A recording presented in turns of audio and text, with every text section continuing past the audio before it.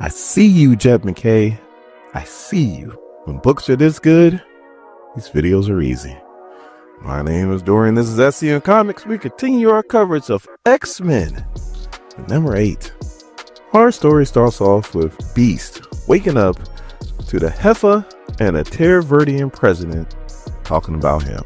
Now, the reason why he's here, the president, is because way back in Krakoa, when Beast was on X-Force, his nickname should have been Beast, or his code name shouldn't have been Beast. It should have been Monster, because that's the way he acted. And I know we need to get back to covering the Krakoan era, but whew, you guys been paying attention to the upload schedule. We got a smorgasbord of books that we covered. It's kind of hard to fit stuff in there. And can I just commend you guys that read everything and still have a full-time job? Because whew, those things, hard to do. But back to the story. The heifer's like, we can give you Beast, who is the architect of your people's misfortunes. You can have a show trial and an execution, and that should cover up the environmental devastation that Roxxon's doing to your country. The president's like, hold on now, girl. Hold on. Roxxon has been a good friend to Terra Verde, and they operate within the laws. In other words, as long as they keep lining my pockets with this generational wealth, I don't give two fucks what they do. And then the heifer, who's just as greedy, goes, President Lopez, as long as Terra Verde makes its generous contribution to Graymalkin's operational budget, I don't give a damn what you guys do either. So then Beast wakes up, and let me tell you, the heifer is in true dictating form in this one. She goes, hello, you horrible beast. Welcome to Graymalkin Prison. So now we cut to the factory in Alaska, and Cyclops is like, Hank's been taken. I'll clarify. And X-Men has been taken. Psylocke's like, target, Quentin gets to work. He taps into the minds of the people of the surrounding area and goes into the memories at that time. And, because somebody's seen something. And sure enough, we see Beast with a bag over his head getting drugged off somewhere. And then he tapped into the memories of a commercial pilot that flew from Alaska to Westchester, New York. So they know exactly where Beast is at. So Cyclops is like, he's in Graymalkin. It's time we broke it. And so I was like, you mean break in? And Cyclops like, no, I mean break it. So the Psylocke pulls Cyclops aside and goes, slow down, Scott. When you're angry, you make mistakes. So Cyclops is like, Hank McCoy is like a brother to me. We grew up together. And then he became a monster, and I lost him. But now, my brother's back, and I'm not losing him again. So now we cut back to Graymalkin in the meal hall. You got Calico and you got Jubilee. And Calico's like, I don't know if I want to eat this. And Jubilee's like, this ain't Burger King. You can't have it your way. Whatever they give you, you got two choices. You can eat it or you can starve. So then Jubilee sees Hank and he goes, Hank, come sit over here. And he goes, hello, Jubilation Lee, isn't it? And Jubilee is like, oh, that's right. We never met. Have we? Oh, at least on your end, we haven't. So then Calico introduces herself to Beast of the Louisiana X-Men. Beast introduces himself of the Alaskan X-Men. So then Jubilee is like, looks like Scott's having the same problems we are, huh? And Beast is like, well, technically it's 2-1 Louisiana X-Men. And then Julie's like, not really. Calico only counts as half. And then a heifer shows up. And let me tell you, they had to make this girl black because she gets deep into some racist shit. Like, we never get to see her feet, but it wouldn't surprise me if she didn't have on some jackboots. She goes, would you look at that? The two mutants I want to speak to sitting together. And she goes, no, not with. That involves a level of equality. Damn. She goes, Beast, good news. Negotiations with Terra Verde is going well, so that means you'll be leaving us soon. Now, true, you'll be black bad extradited, followed by a show trial and a quick execution, but never claimed to be Santa Claus. And Becca, your rich family just informed me that you're not a mutant. So as long as they make their sizable donation to Graymalkin Prison, all you have to do is sign this affidavit saying that you're not a mutant and you are free to go. Somebody tee up Deion Sanders, it must be money, because that's all this cares about. And then Calico, earn my respect. She takes a bite of the food that she does not like, and she goes, I am eating mutant food with other mutants, because my name is Calico of the Louisiana X-Men, and I am a mutant. So the heifer pretty much says, beat her. And then one of the guard goes to, and Beast gets right into the way. So then Beast is like, if you're going to hit an X-Men, why don't you hit a full-grown one? Besides, Alaska and Louisiana, y'all look alike to you anyway, right? So then the Heifer's like, you know what? Let's make an example out of you. Keep beating them. I'll still sell you the Terra Verde, but I'll sell you at a discount for damaged goods. But then somebody contacts the Heifer and lets her know that they're under attack by the X-Men. So Cyclops is like, loss of life. Quentin's like, I wouldn't want to be those dudes that's breathing in the smoke for the generators in the next 10 years, but other than that, nobody died. So Scott's like, outstanding. Magic, what about our reinforcements? She's like, I'm working on the parameters. Scott goes, what kind of parameters? Magic goes, murder parameters. Scott's like, no, we can't murder anybody. They're going to come at us, and they're going to come at us hard, so we don't need to stack bodies on top of that. Magic's like, you used to be fun. Scott's like, please. It's never been fun. So the captain of Graymalkin's like, all right, get ready. They're coming again. And he goes, what? Earthquake? All of a sudden, the demon comes up and goes, no, limbo. So then the Heifer goes, all right, it's like we got to deal with the X-Men. Somebody tell Trash to send his Wolfpack Sentinels. Then she looks at the guard that was beating on Beast and is like, did I tell you to stop? Woo! She got her bad guy pants pulled all the way up today. So pretty much the plan is that Cyclops, Psylocke, and Temper are going to get sent in by Magic. Quentin is going to be on the outside flying the plane, pretty much wrecking shop. The demons from Limbo are going to do their thing, and Juggernaut is in a place to where he can get a running start and do his running attack. So Quentin's probably the one messing with the cameras so that they can't get a good look at the X-Men, but unfortunately the guards can look right dead at him. So one of the guards goes, there, light him up. So then Cyclops like, so what you want to do? Cyclops like, you heard the man, light him up. And that's exactly what they do. Magic comes in and it's a mutant ass whooping. So obviously they take out the guards. Psylocke starts using her powers to read minds, and she finds out that some mutants are getting treated worse than others, and they're getting turned into trustees. And then we meet one of them trustees, the Blob. Now, Jed McKay, I know you already have all these issues already written down, probably all the way up until like March. But let me tell you, I need a Blob Juggernaut showdown. I don't know if it ever happened before, and if it has, please let me know in the comments. But if not, this is the perfect opportunity. I want to see it. So Cyclops like, Fred, I don't want to hurt you, but if you look in Blob's eyes, he ain't there. And it looks like Magic is about to cut him when a hand comes out and touches Blob. And then somebody says, typical. Y'all finally decide to quit dragging your feet and come out dancing. And right away, you come in and step in on our toes as we see the Uncanny X-Men. Most people want to break out of prison, but our uncanny mutants, they want to break in.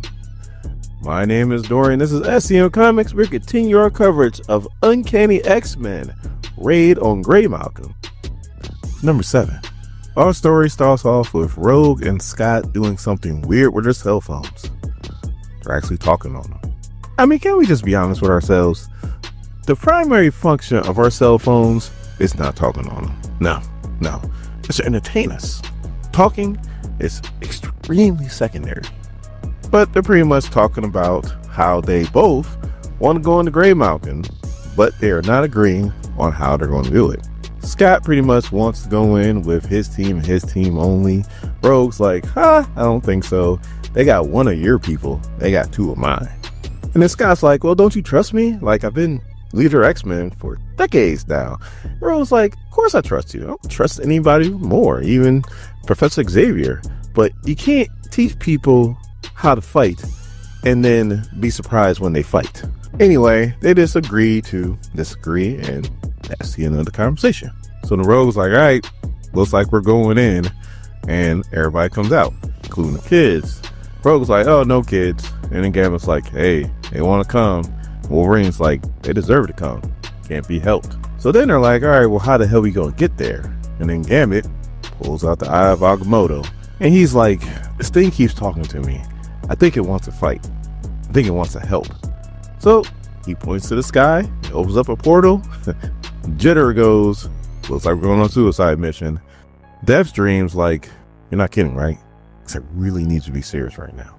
So now we switch to the infamous Graymalkin Prison, where you got Jubilee asking about Beast, calling the heifer a witch. And the heifer's like, you are in no position to demand answers out of me, Miss Lee. But if you must know, he's being transferred to answer for his crimes that he committed. And if you read that force, he did a lot of them. Well, not him per se, because they killed that beast and then they brought this one back from the past. So he has no idea what he actually did. So, I mean, it's confusing.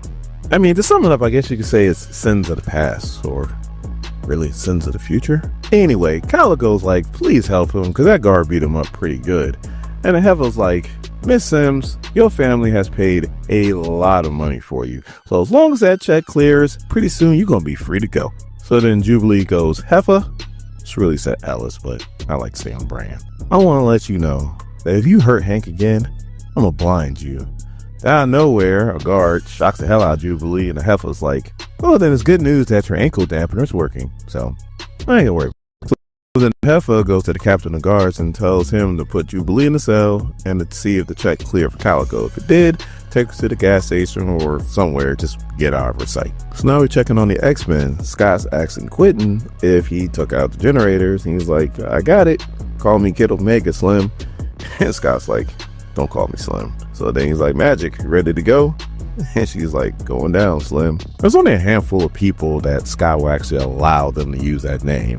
I know Wolverine's one, he does it all the time. And I know for sure the Thing from Fantastic Four, he's also one of them too. Not too many other people I know actually use that term for Scott, so yeah. So now we cut to the prison gates, and the captain of guard is Irish as hell. He's like, all right, lass, back in the van for you. And after that, freedom is a short ride away. I know it's a horrible accent. Anyway, she's being set free, and she's like, nah, forget that, I'll walk. And he's like, all right, better be careful. There's wild dogs out there. As she walks out the gate. And we also see that the guards are dragging a beaten beast, calling him a blue gorilla and how heavy he is. And at first I was like, man, that's kind of racist, but I'm thinking to myself, his last name is McCoy. So Cyclops, Psylocke, and Temper is about to do their drop into Graymalkin. Scott radels in the Juggernaut, checking if he's ready, and he's like, yep, and this time the hare's going to kick the turtle's ass. I mean, he looks like a turtle. Does he consider himself the hare? Like, I'm so confused. So Calico's walking, and she's thinking about her mom, and she's hearing her voice in her head, but she's steadfast, and she's like, no, I am a mutant. And all of a sudden she goes, Ember to me, Warhorse. Now I know they left that horse in Louisiana, so for her to just to make him appear, whew, this girl's getting interesting. And our Louisiana X-Men are right at the gates, and they're right on time to see Calico with her horse run through 2 tanks and destroy the front gate. And Gambit's like, I don't know about you guys, but I'm starting to like that one. Me too, Gambit. Me too. But she doesn't stop there. No, she just keeps running. Wall after wall after wall.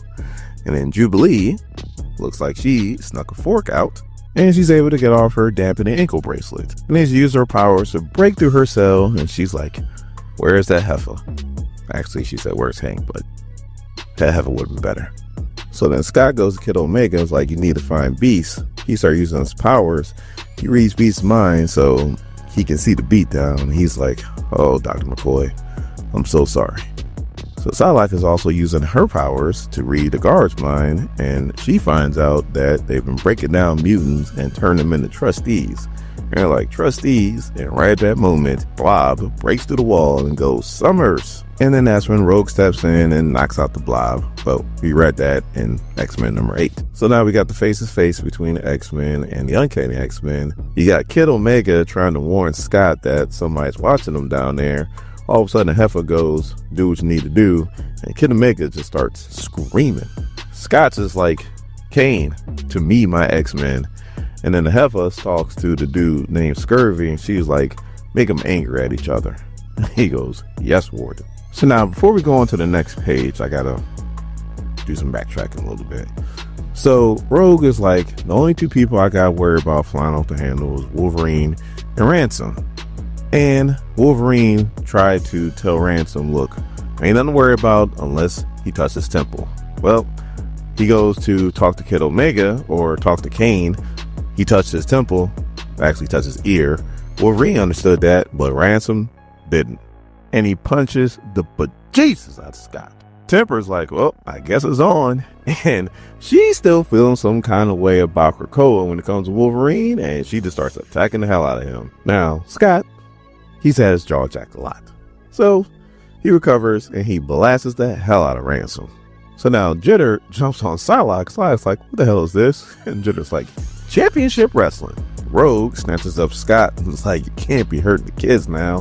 And Psylocke got Jitter down because Psylocke ain't no punk. And all of a sudden, all you hear is a bamf. So now Psylocke smells like farts. So Calico finds Jubilee. The guards find them both. And then the Beast comes out of nowhere and starts beating the brakes off of all the guards, talking about, you want to run my thing? I don't think so. So then a heifer is sitting there and is like, that's the mutant's problem. They're overconfident. Send in the trustees and the wolf pack to finish this. And the captain of guards is like, man, the pup's AI is spotty at best. Like, they'll maul not just the X-Men, also maul our own men. She didn't bat an eyelash and was like, that's why we got a sick bay. So then Deathstream is talking to Magic and he's like, let me show you a realm so much worse than Limbo. All I'm thinking to myself is like, you think you want that smoke, but you don't want that smoke when it comes to magic. So then Gambit finally helps out Wolverine with temper. Rogue got Cyclops against the wall. Cyclops like, look, don't make me have to blast you. And Rogue's like, look, you didn't see me just absorb the blobs? Like, take your shot. And Cyclops is like, already did. As the Juggernaut comes crashing through and knocks everybody down. So then Rogue's about to get right back at Scott. Scott's like, wait, hold on. Look at the wall. And there's a big X on there. And they're like, you think that's him? And Rogue's like, Charles? It might be. And whatever that Scurvy guy was doing, all that's done because now they're focused on one thing, and that's possibly freeing Charles. But on the last page, we see that the Blob recovered, and with Siren and the Death Hounds, he goes, the choice is simple. Either you leave now, or you never leave at all. Now, you could say that it was already in the works, but I feel like with my 1,300 subscribers, Chad McCade heard me. You'll see what I'm talking about here in a minute. My name is Dorian. This is SCM Comics. We continue our coverage of Raid on Graymalkin with X-Men number 9. Our story starts off in the sub-level of Graymalkin Prison, formerly known as the Morlock Tunnels. Can't wait till they're back to being the Morlock Tunnels. And all of a sudden, there's a bamf, and Psylocke and Nightcrawler appear. So sexy as Psylocke is, now she smells like farts. So Nightcrawler's like, look, I am an acrobat and a teleporter. Nobody can cut me. And Psylocke's like, I don't play with swords like you do, Wagner. I kill people with them. So Nightcrawler's like, I'm not as pissed at you as I was before. And you're probably the same way. So I think we're far enough away from that artificial anger. So now we go to control center of the prison where you got the Heifer and she's with Scurvy and Captain Ezra. So the Heifer wants to send in the trustees and the wolf pack sentinels, which are the dog sentinels. And then Scurvy's like, that's fine, but I can't control the wolf pack and the trustees and also to pump in the artificial anger to the X-Men. And the Heifer's like, that's fine, they're just mutants. So the Captain Ezra's like, I have to disagree with you, ma'am. They're not just mutants. These are the X-Men. I knew I liked that guy. So then Cyclops was like, Juggernaut, take Blob. Great minds think alike. Said Jed McKay, hey, we need a Blob Juggernaut showdown. Now what are we getting? Blob Juggernaut showdown. I know you already probably had it in the works, but let me get the win right now.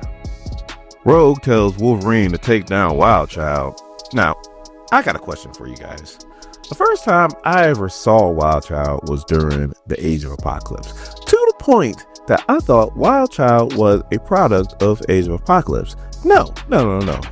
He started off in Alpha Flight back in 1983, long time ago. How did I miss Wild Child until the Age of Apocalypse? I have no idea, but I did. Let me know in the comments the first time you heard of Wild Child. Or if you're today years old, just find out about him. So Death's dream is with Magic, and he goes, how many times have you died? She goes, when's a Watoon? To push back Siren. And she goes, the first one didn't agree with me. So I'm eager not to repeat the process. So Jubilee is telling Temper to lay off of Wolverine. Temper pretty much calls her Wolverine's special girl sidekick. And Jubilee is like, well, damn, I didn't know you felt like that. So Wolverine is gutting Wild Child. And he's like, guys like you and me, this is like a handshake. I don't want any of those handshakes. And then Juggernaut is knocking the Jesus out of Blob, talking about, go down, damn it. So then Jubilee and Temper are having issues with the Wolfpack Sentinels. When all of a sudden Ransom comes out of nowhere and knocks the bejesus out these dogs. And he walks over to Temper and is like, I'm Ransom. And she goes, Temper. Man, is there a X-Men, Uncanny X-Men love affair going on? Let me know in the comments. So they take care of the Sentinel dogs. They take care of the trustees. They're finally working together. We go back to the control room and Captain Ezra is like, 16 X-Men, madam. We are not equipped to handle 16 X-Men. And she just gets all pissed off. She's like, it makes no difference. Graymalkin Prison is where we put mutant scum, X-Men or otherwise. Then she turns to Scurvy and is like, you need to interact the White Light Protocol. He's like, White Light Warden. And she slaps the bejesus out that man. So then the heifer's like, you claim to be a psychic to rival Charles Xavier. Prove it. So then we go back to the Morlock tunnels. I ain't putting it formally on nothing. And we got Psylocke and Nightcrawler, and they walk up to this big vault that has an X on it. And now I am thoroughly confused. So then we go back to the X-Men, and Rogue's like, all right, we're going to bust out Charles Xavier. And then Cyclops was like, no, we're not. So Rogue's like, what do you mean no? And Cyclops was like, no, we're not stepping backwards. We're going to move forwards. So obviously Rogue is thoroughly pissed. And then Cyclops explains himself. He's like, you don't see. Xavier has always manipulated us. He will always manipulate us, all for the sake of his dreams. And what has it gotten us? Now we're free of Xavier's dream. Free to follow our own dreams. Because he's in there and we're out here. If you let Charles Xavier back in the world, then we're back on the leash. Obviously Rogue's like, you're wrong. So Cyclops was like, he made me watch when he murdered that crew in space. That's back during the fall of the House of X. Link to the playlist will be in the description. Now, before we move forward, let me know in the comments, do you agree with Rogue or do you agree with Cyclops?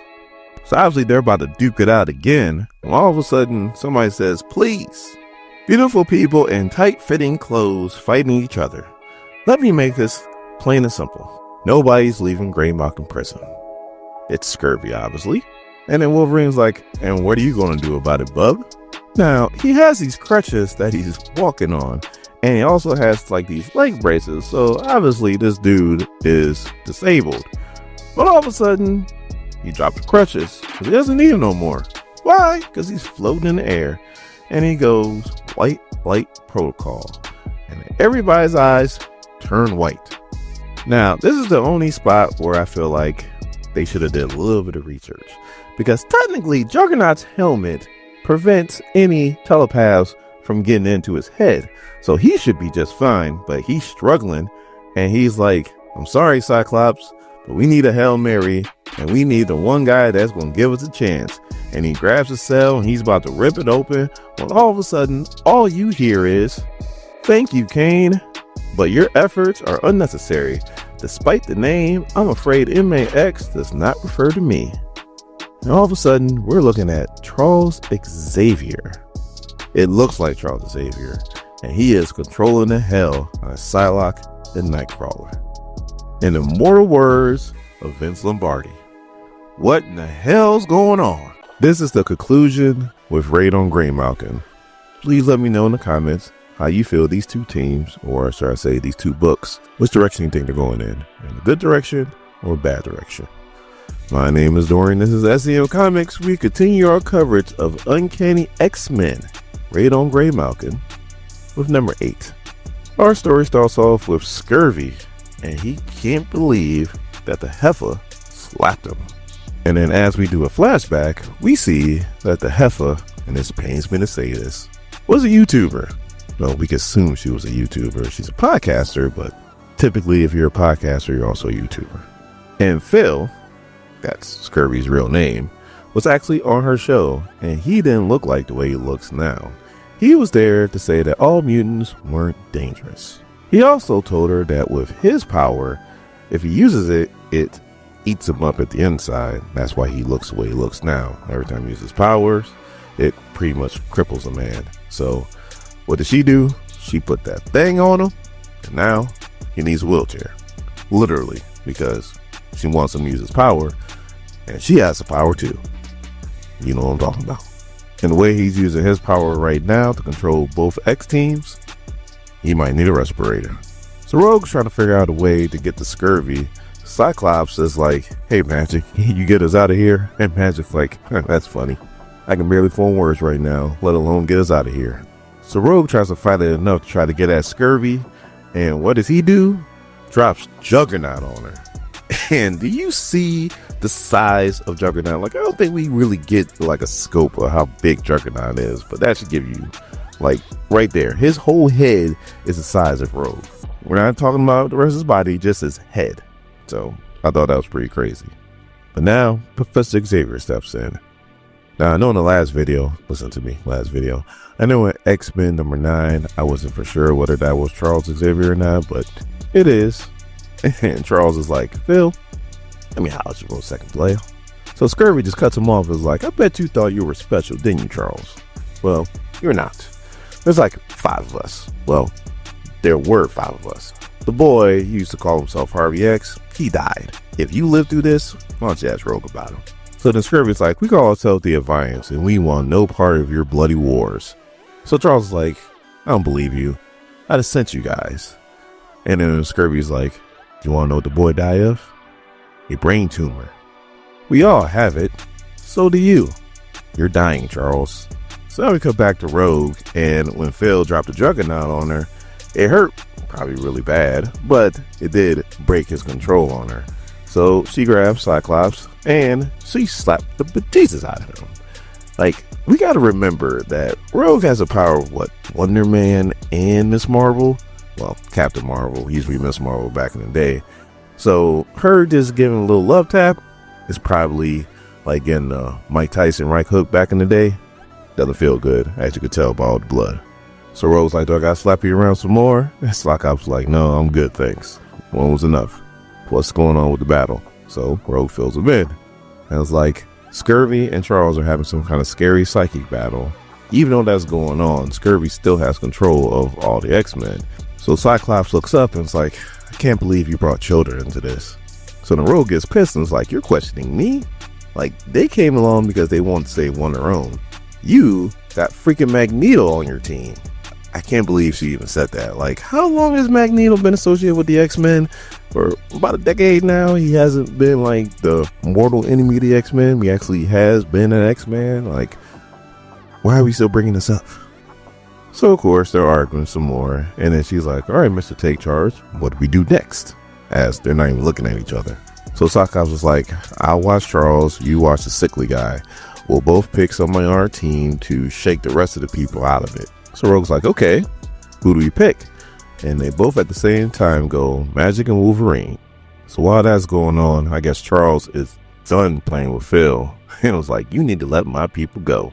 Phil's like, what was that? Charles is like, let my people, and he screams, go, as Phil goes flying.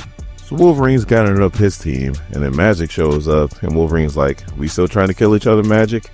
And Magic is like, Cyclops set the murder parameters to 0, so I guess not. So the Magic's like, truth be told, I'm too tired to try to murder you right now, Logan.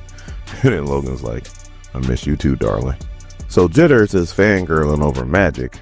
Gambit goes to Rogue and is like, you wake me up last, you woke up Cyclops first. And then she tries to clean up, like, say the best for last. So Nightcrawler and Psylocke tell him that it's Scurvy. He's the one that's been manipulating her emotions, because have you noticed, ever since he got into it with Charles Xavier, we're not trying to kill each other? And the Rogue's just thinking to herself, and she's like, yeah, he helped, but some of that was real.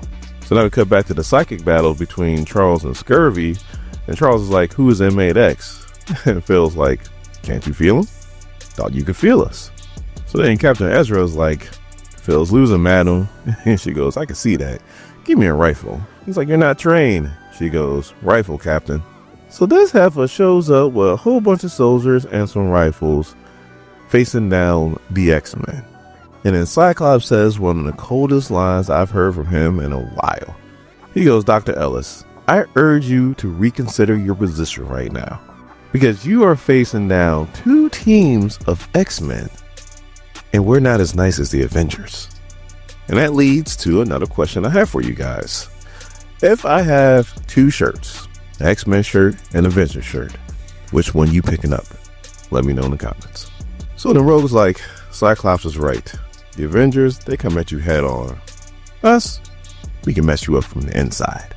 So then the heifer's like, oh, but I do. My brother died because of people like you. That's why they had to make her black, because he's spouting out all kinds of craziness right now. So the Cyclops again was like, look, you really need to think about this. There is too much power in too concentrated of an area. Like right now, I'm trying to save your life. And she's like, don't do me any favors, Mutie. Like, man, this girl's racist.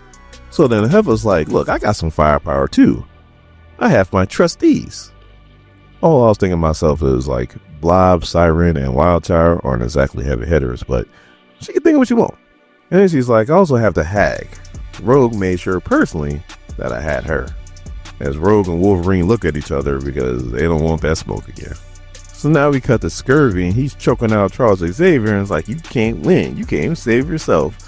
All of a sudden, Charles has bust out his inner Ryu and was like, so you can, and bust this dude into space. So Psylocke tells Cyclops that Charles won, and then Cyclops is like, well, Warden, looks like your big gun misfired.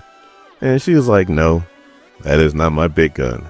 My big gun are satellites in space, and they're pointing in 2 places, Louisiana and Alaska.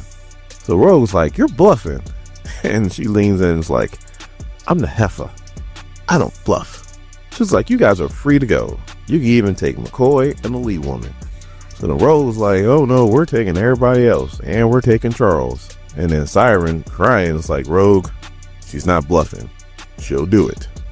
So obviously Rogue gets pissed and she punches the ground hard. And then Charles comes over and is like, look, I have to pay for my crimes. I did hurt people, so I should pay for that. So I'm not going anywhere.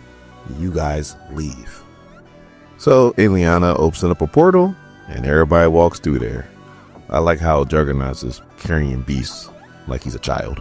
So as soon as that portal closed, Rogue punches the bejesus out of Cyclops. So Cyclops turns around and blasts her right in the face. So Gambit's holding back Rogue. Beast is trying to hold back Cyclops, and all of a sudden Rogue's like, you know what? I'm through. I'm ready to get the hell out of here. And then Cyclops is standing there, and Beast is like, Scott, they beat the blue fur off me, and I still feel like you had no choice.